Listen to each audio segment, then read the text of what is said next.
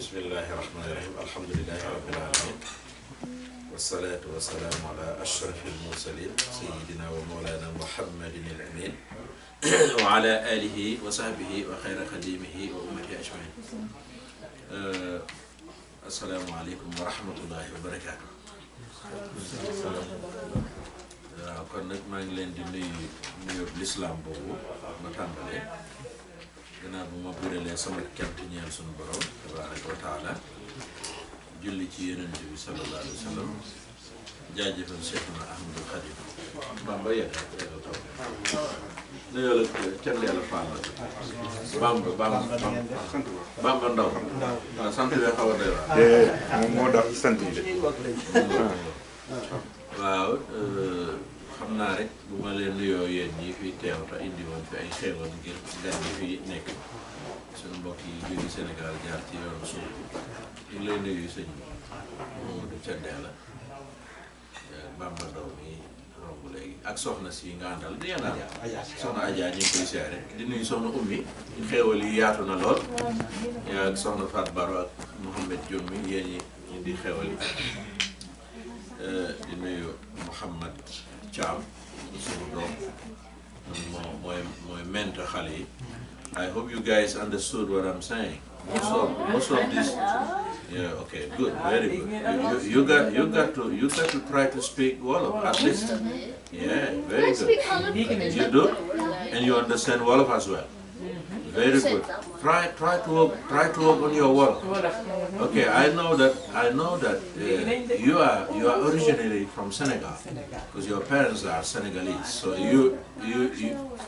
I know that. That's why I'm talking to you and giving you advice in order to work on your Wolof. As long as you're American, you're born here, the English, I'm sure you're going to speak it very well. So you got to try to speak Wolof and learn how to speak Wolof. You got to work on that because it helps. It will help you a lot. Some days it's going to help. Okay, work on your Wolof. When you're home, talk to your parents in Wolof. And I suggest parents to speak to their children in Wolof when they're home. Because once they got to the school and no question yet, just listen now, just listen for now. I'll give you a signal when you can ask question. Okay? I suggest parents to speak to their children in Wolof when they're home. If they Fulani, let them speak Fulani. If they Serer, Sem.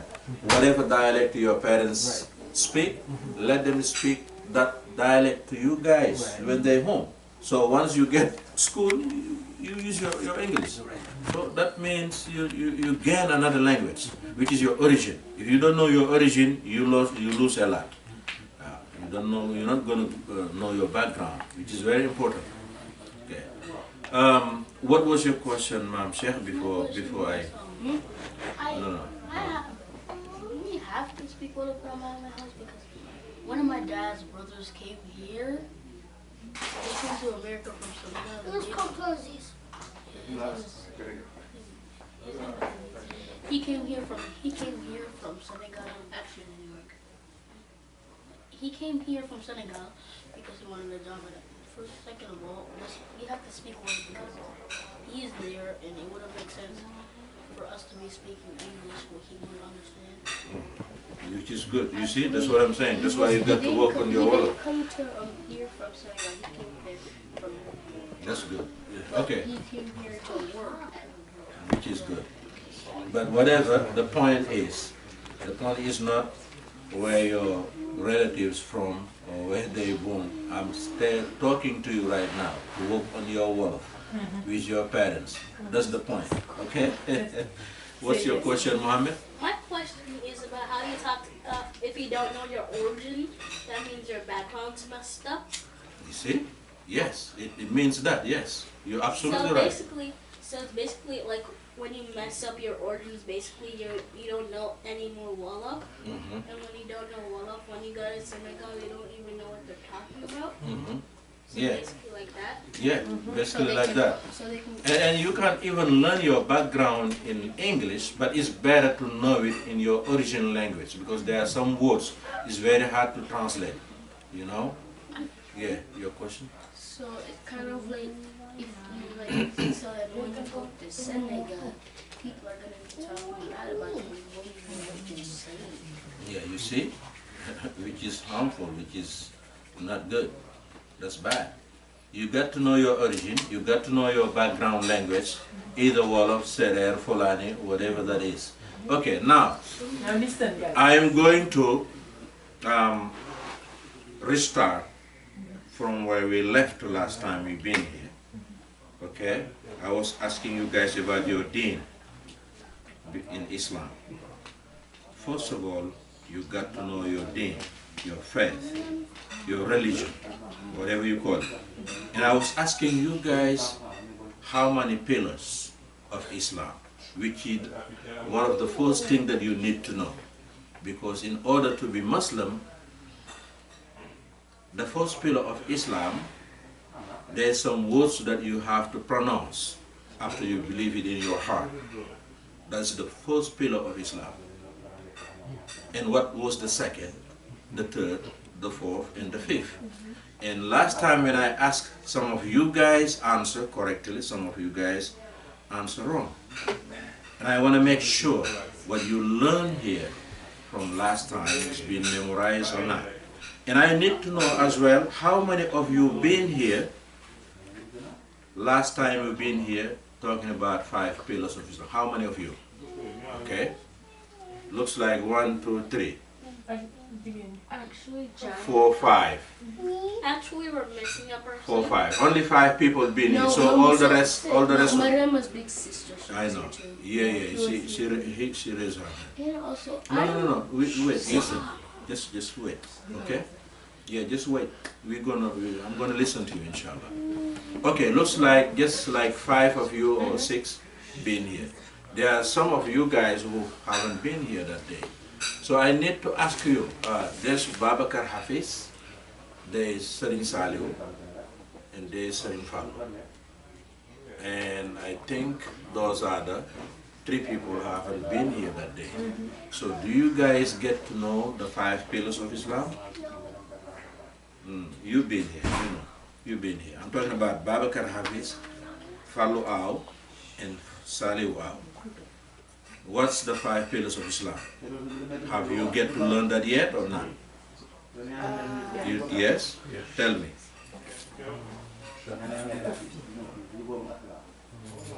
Speak a little louder so I can hear you.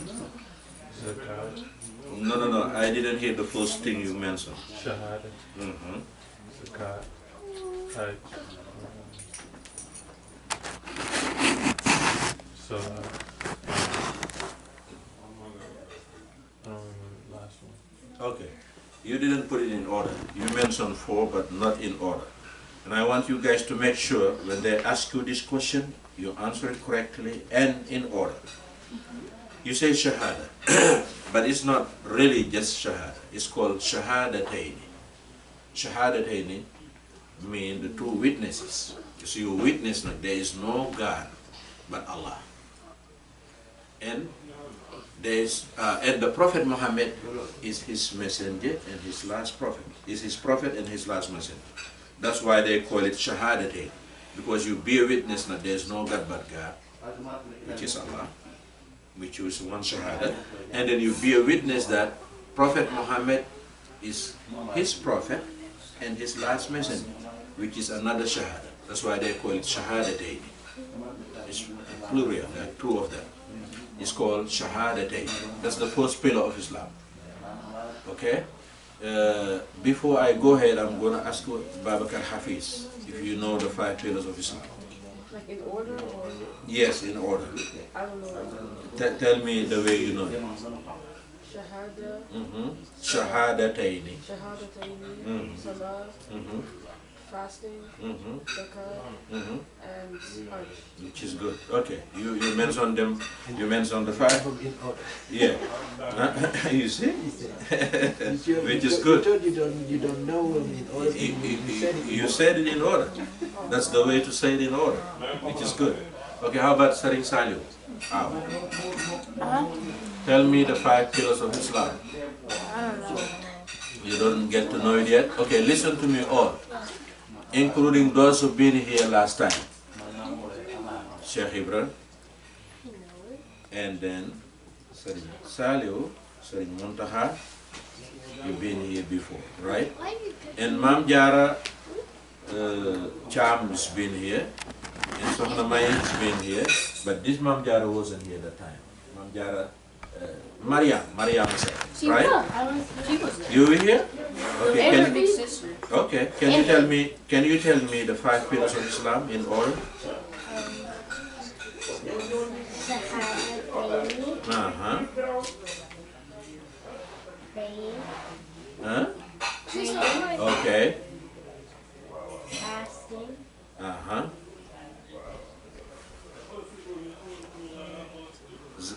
You should have said zakat before fasting. Zakat is the 3rd one. And then fasting, go ahead. You say shahadataini, praying, fasting. And what else? You forgot the rest? going to Mecca, Okay, 4. You skip one. Zakat. Charity. Giving charity. Yes. How about Sohna May? Not yet? Okay, Sohna May and Muntaha looks like they're a little younger to know that. Did you get to know that? Okay. Very good. Okay. The 5 pillars of Islam. Listen to me again so you can memorize. Because I want you all to say it in order the next time we get together. Okay? Because these are some of the 4 steps that you guys need to know before we go ahead. Inshallah, I will ask you someday the Islam, how Islam came into Senegal. Once you know that, I will ask how Islam came into the United States of America, which you were born. But we didn't get to there yet. We didn't get there yet. So I need you guys to focus and memorize the 5 pillars of Islam. Shahadatayn, like I said last time. Okay? Salat. You guys keep saying praying, which is right. But I want you to get to know the Arabic word. It's very important. Okay? Shahadatayn means be a witness that there is no God but Allah, and Prophet Muhammad is his prophet, is his messenger. The Shahadatayn. And then the next one is Salat. And then when they say, what is Salat? You say Salat is praying. 5 times daily prayer. It's a mandatory. Okay? Salat is the second. And then what is the 3rd one? You say Zakat. When they tell you what is Zakat, you say giving charity. Okay? To the poor, to those who deserve it. Okay? And the 4th one is Sawm Ramadan. Sawm Ramadan means fasting in the months of Ramadan. Sawmu means fasting. Ramadan is the month itself. It's 1 month every year. Yeah. Sawm Ramadan, which is the 4th. When they ask you what is the 5th one, you say Hajj ila Baytillah al-Haram, like performing pilgrimage to Mecca. That's the 5th one. And that one has a condition, has its own condition. If you can't afford it financially and physically. If you cannot afford it financially and physically, you don't have to. But once you can afford it financially and physically, and you neglect it until you get old, and your money become weak, and then you say, I don't, that means you had a sin, you had a big sin. You committed a sin because you could afford it, and you didn't make it. You didn't make it happen. So you're gonna commit a sin. A lot of people there, I have to wait. I gotta wait. keep waiting until they weak, they get old. And they could afford it financially and physically. And they neglect it until they become old. So you think there's a big sin. Okay, Bismillah. I have a question. Bismillah. So let's say I want to give away zakat, and the date I'm supposed to give away is the date where I can only buy the bill to go to Mecca. Okay, can you repeat the question? So let's say I have $100, Okay. and to go to Mecca is 100. So today I have to give away the zakat. It's my deadline. And at the same time, this is the day I can only pay to go to Mecca. So And then there's zakat that you didn't make yet. yes. You have to do the zakat. Okay. Yes, you have to do the zakat. Since there's a zakat, there's another pillar standing, and you didn't fulfill it yet, the Mecca, you cannot. Okay. Yeah, you have to do this first. That means you cannot afford Mecca yet, Okay. because this pillar has standing up right there. And because of the purpose. Yes, The the purpose of the zakat. Exactly. Is to help And yes, masakins. yes, which is very important. Better. Yes, So you cannot leave masakin being there, not Yeah. having means to live. Yeah. Allowing yourself to go to Mecca. thank you, Mohammed. Very good. Yes, Mohammed Okay, Cham. so let's say that I see a homeless person on the streets pretending. Like, let's say if the homeless person robbed the bank and is just pretending, just to get more money. So, like, when you commit zakat, you give them money. Like, is it their sin, or is it our sin for giving the wrong person money? How would you know it's faking? How would you know it's pretending? You say it's pretending. What tells you that this beggar is pretending? What tells you that? How would you know? I don't know. Yeah, okay. So you cannot tell. You cannot judge people. Only God knows best. Do what you got to do. If he's lying, he got a big sin. You didn't commit nothing. You do nothing but helping. He's the one who's faking and lying to